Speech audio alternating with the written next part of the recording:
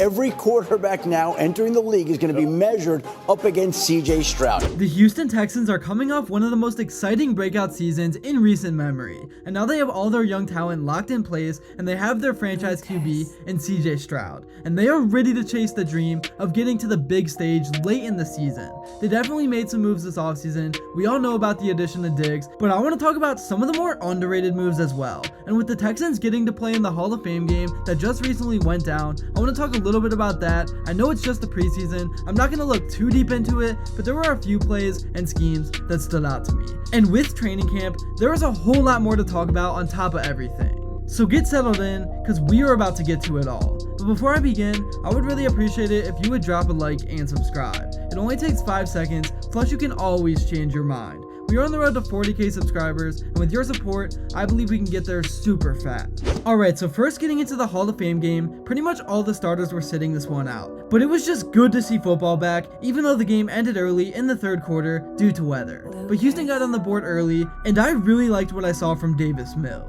Starting off with the first play I want to show you, the Texans had the ball in the red zone. This was a great route to throw off the defense, and a great throw from Mills leading the tight end into the end zone. This was some pretty soft defense. Obviously a real game would have had a different result, but these guys are still trying their best to impress their coaches and make the team.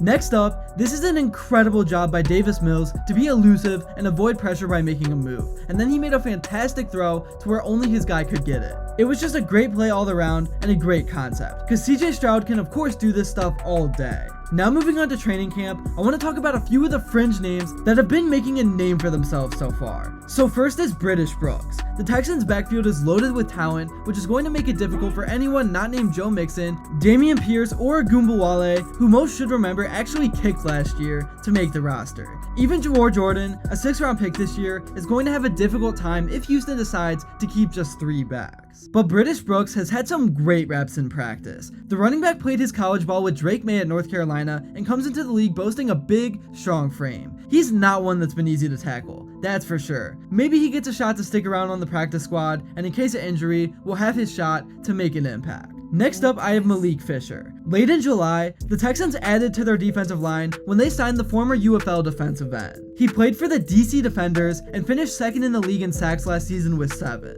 The Texans' defensive line should be much improved from last year after adding a few key free agents, but don't count Fisher out of the rotation just yet. He's shown a whole lot of speed in camp thus far, and you can't teach that. If he doesn't make the roster, Fisher's experience in the UFL and his raw traits should get him a spot on the practice squad at the very least. And finally, the last guy is defensive tackle McTelvin Sosa Ajim. He has had some excellent reps in practice. According to Texans beat writer and analyst John Harris, Ajim has been a handful throughout camp. He still sits behind Mario Edwards and Khalil Davis on the depth chart, but the 3-year veteran is working hard to earn his keep with the team. And according to John Harris, the first place my eyes went to on Thursday night was the left side of the offensive line. I'm here to tell you that it was a pleasurable experience. Honestly, it wasn't perfect, don't get me wrong, but left guard Kenyon Green and left tackle Blake Fisher handled business very well. On a Davis Mills completion on the first scoring drive, the 2 left-siders handled a TE stunt wonderfully, passing off the twisting defensive line to one another and then locking them up to give Mills time to throw. That was great. Then on a run play in the second series, Green hammered a down lineman, and the Texans back cut off his block for a big gain. I love seeing growth, and after some tough sledding in practice the past week, those 2 in particular were sound and provided plenty of positive. The more that running back Wale plays football, the better he is. Dang fine football wine is what he is, slicing through the first and second level when he's running the rock, making himself available for a key 15-yard catch. That catch came on the first play of the second quarter. He got open on 3rd and 7 for Mills, who eventually threw to him for that key first down. On the first play of the game, Wale drew a defensive holding for a first down that set up a touchdown. It felt so comfortable when he was in the game on offense or special teams, and the dude is improving every snap, still in his 8th year. The tight ends were stellar in the first quarter until there was just one tight end on the field because Tegan Cantoriano came up injured in the second quarter. Let's just hope it's something TQ can come back from rather quickly because he showed tonight the weapon that he can be in this passing game, so fingers crossed. Former Ohio State star Cade Stover returned to Ohio for his first NFL game and got a ton of snaps during the contest. He is just a brawler in the run game, but he has to clean up some blocking stuff. But I trust that he will in the near future as he plays the tight end position more and more. Keep in mind that he was an outside linebacker for a number of years before moving to tight end in 2022.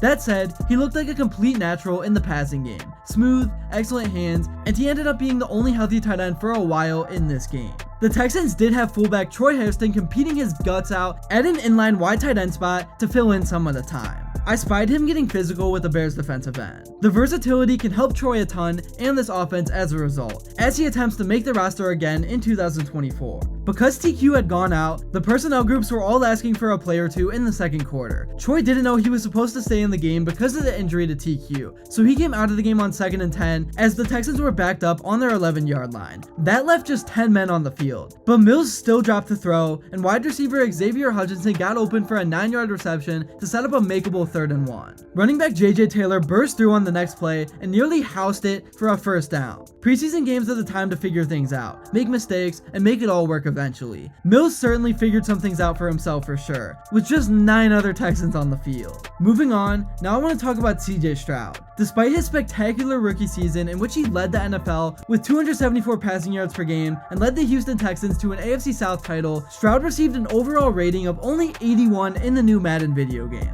tying him for just 14th among all quarterbacks. He received the same rating as Green Bay Packers quarterback Jordan Love, while coming in behind the likes of Jared Goff, Kirk Cousins, and Brock Purdy, to name a few. I know at the end of the day, Madden ratings have absolutely nothing to do with what happens on the field, but I just thought the disrespect was pretty crazy. I think CJ is easily at the very least a top 7 QB in the league, and I only expect him to get better as time goes on. Here is what the media has to say about him.